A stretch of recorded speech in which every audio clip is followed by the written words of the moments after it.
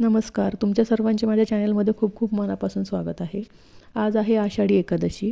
आषाढी एकादशीच्या सर्वांना खूप खूप शुभेच्छा. आपल्या इकडे आषाढी एकादशीचा उपवास हा आवर्जून केला जातो. इतकेच नाही तर आषाढी एकादशीला चमचमीत पदार्थही बनवले जातात.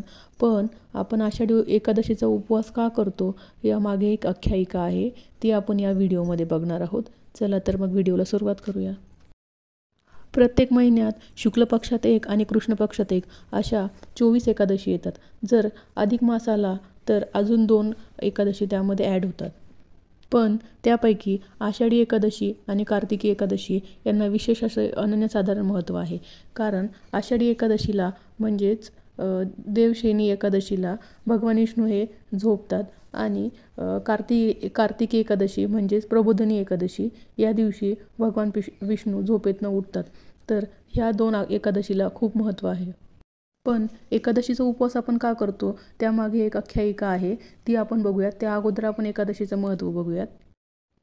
आषाढी एकादशीच्या दिवशी पांडुरंगाचे नामस्मरण करून आत्मिक शांती आणि मोक्षप्राप्तीची इच्छा पूर्ण केली जाऊ शकते. तसेच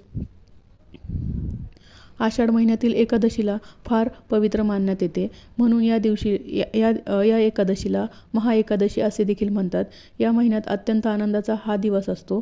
पांडुरंगाच्या भेटीसाठी कोसच्या कोस पावसापाण्यात भिजत चिंबत जाणाऱ्या वारकरी भक्तांच्या दिंडीचा सोहळा अत्यंत मनोरम असतो. एकादशीच आळंदीहून ज्ञानेश्वरांची, देहूवरून तुकारामांची, तसेच निवृत्तीनाथांची, सासवडवरून सोपानदेवाची, पैठणहून एकनाथांची व उत्तर भारतातून कबीरांची पालखी निघते.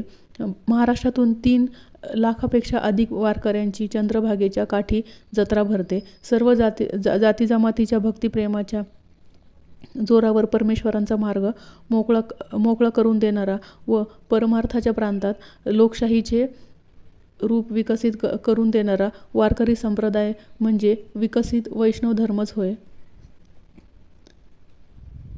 आता आपण एकादशी संदर्भातील आख्यायिका जाणणार आहोत. मृदुमान्य नावाच्या राक्षसाने भगवान शंकराकडे जाऊन त्यांची मोठ्या भक्तिभावाने तल्लीन होऊन आराधना केली. श्री शंकरांनी प्रसन्न होऊन त्यांना वर दिला की तू कोणाकडूनही मारलं जाणार नाहीस, पण एका स्त्रीच्या हातून तू मरशील असा वर दिला. असा वर मिळताच मृदुमान्य राक्षस अधिकच उन्मत्त झाला व त्याने सर्व देवांवर स्वारी करून देवांचा पराभव केला. तेव्हा सर्व देवदेवता भगवान शंकरांकडे आले. पण शंकरांनी त्याला वर दिल्यामुळे त्यांना त्याच्या विरुद्ध काही करता येत नव्हते. मग सर्व देव शंकरासह एका गुहेत जाऊन लपून बसले आणि तिथे त्या सर्वांच्या श्वासातून एक देवता निर्माण झाली. तिचे नाव एकादशी होते. तिने त्या दिवशी मृदुमान्य राक्षसाला ठार करून सर्व देवांची मुक्तता केली.